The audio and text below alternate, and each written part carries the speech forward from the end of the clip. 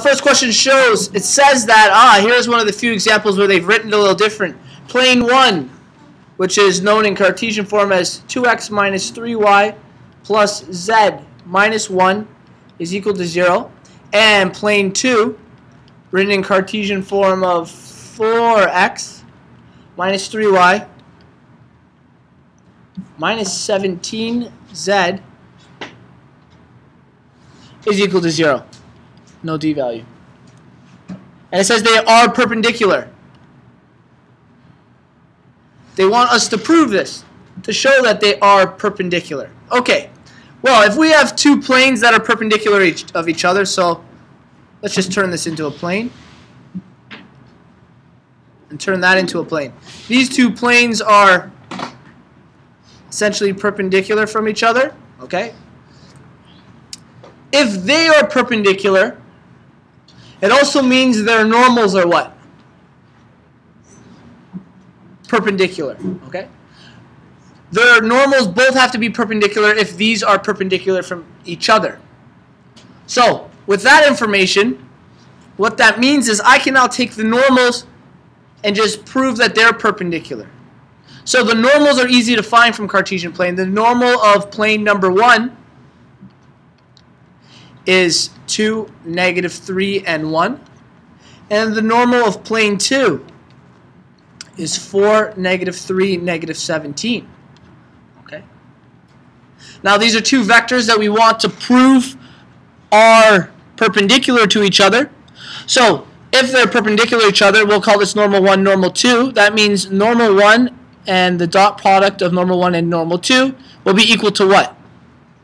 0 if they're perpendicular. So we take the 2, negative 3, 1, dot product of 4, negative 3, negative 17, and it should equal 0. That's a 17.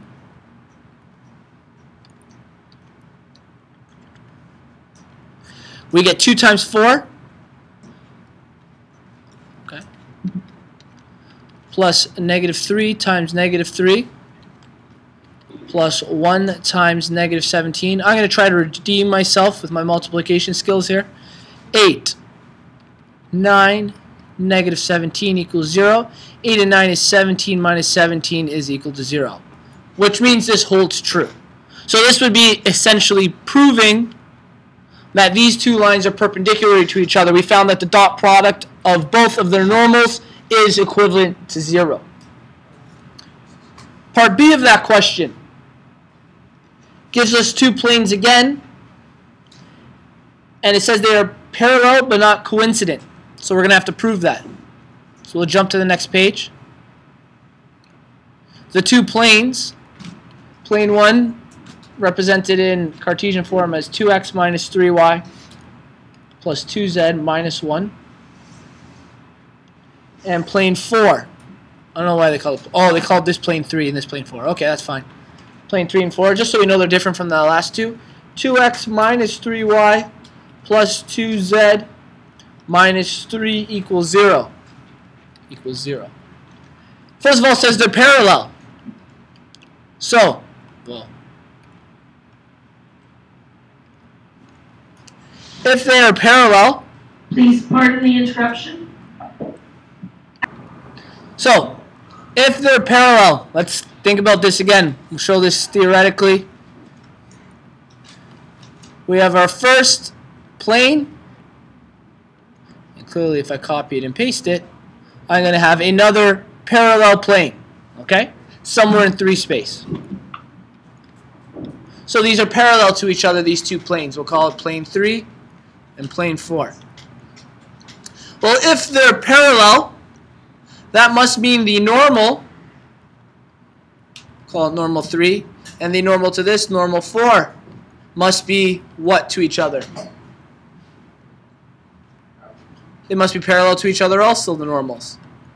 So let's find the normal. The normal of plane 3, so we'll call it normal 3, is 2, negative 3, and 2. And the normal of plane 4 is 2, negative 3, and 2.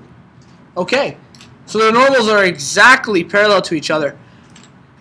They're not even scalar multiples, they are the exact same direction vectors. but our d values are different.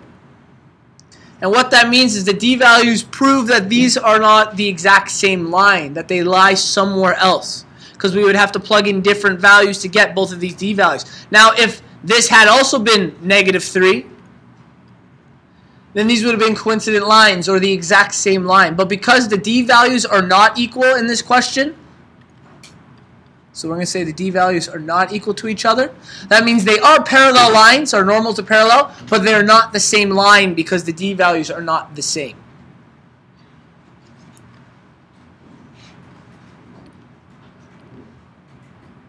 That's proving perpendicular and parallel.